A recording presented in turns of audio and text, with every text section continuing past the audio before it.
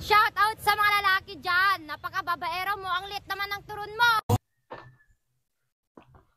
O lagi. Gamay akong turon. Pero tulid mo.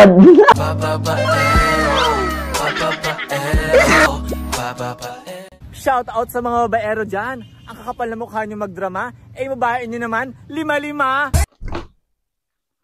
Oh, 5-5 akong baye. Alang-alang. Pres kita na idala 2 itlog.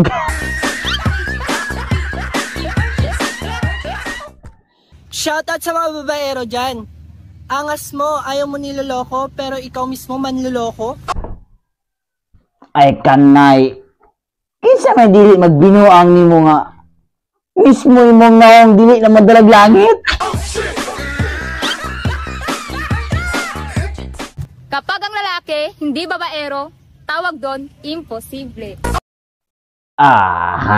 Grabe yun, grabe.